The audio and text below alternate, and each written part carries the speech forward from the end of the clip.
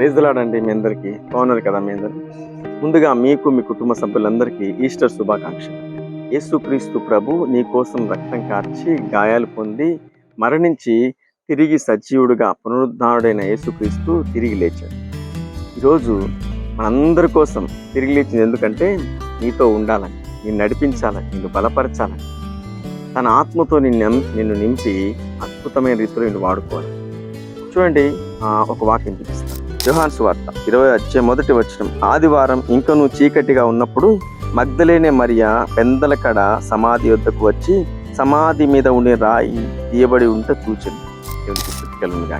ఒక లేడీ ఆ టైంలో ఇంకా చీకటి ఉండగానే ఆ టైంలో సమాధి వద్దకు వెళ్ళడానికి అంత బలమైన కారణం ఏంటి? మనం పట్టపగలే వెళ్ళలేం, కానీ ఆమె ఒంటరిగా వెళ్ళి సమాధి వద్ద ఉన్న రాయి తీసి చూసి ఆశ్చర్యపోయింది. వెంటనే లోపలికి వెళ్ళి చూస్తే యేసు ప్రభు దేహం లేదక్కడ. ఏమైందా అని భయంకరం రీతిలో ఏడుస్తూ ఉంది, బోర్న విలపిస్తూ ఉంది, కింద మీద పడి శోధిస్తూ ఉంది. నా యేసు ప్రభువును చూడాలని ఎంతో ఆశతో వస్తే శవాన్ని ఎవరు ఎత్తుకెళ్ళిపోయారని ఆ ఏడుపును చూసిన దేవాదేవుడు ఆ మీద కనికరపడి పునరుద్ధారణ యేసుక్రీస్తు మొట్టమొదటిగా మగ్దలేనే మరికే కనిపించాడు.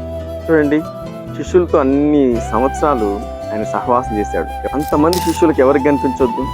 ఫస్ట్ మగ్దలేని మరి కనిపించడానికి కారణం ఏంటంటే ఎంతో ఆశతో, ఎంతో ప్రేమతో చీకటి ఉండగానే సమాధి వద్దకు భయం లేకుండా, కలవరం లేకుండా ఆ సమాధి వద్దకు నేను వెళ్ళడం ఏంటి అనుకోకుండా పరిగెత్తుకుంటూ రావడం, ఆ ఆశ యేసు ప్రభువుకు నచ్చింది.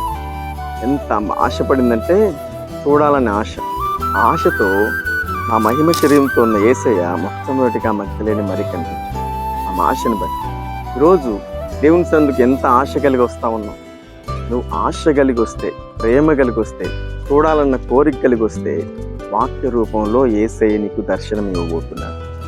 చూడండి, కొంతమంది బాధతో వస్తారు యేసయ్యను చూడ్డానికి కానీ, వాక్యం వినడానికి కానీ, ఆరాధన కానీ ఆశపడి రారు. అందుకే వారికి ఏమీ దొరకదు. కానీ మగ్దలేని మరియ ఆశపడి వచ్చింది. పునరుద్ధారణ యేసుక్రీస్తు మొట్టమొదటిగా ఆమెకే కనిపించాడు. ఆమెనే సువార్థికురాలు, మొట్టమొదటి సువార్థికురాలు.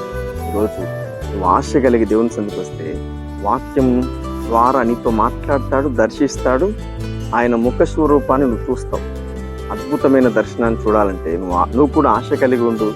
తప్పకుండా నీ జీవితంలో అద్భుత కార్యములు ప్రభు చేయబోతుంది. కామెంట్ బాక్స్లో ఆమెను టైప్ చేయండి. తర్వాత మీ అందరి కోసం నేను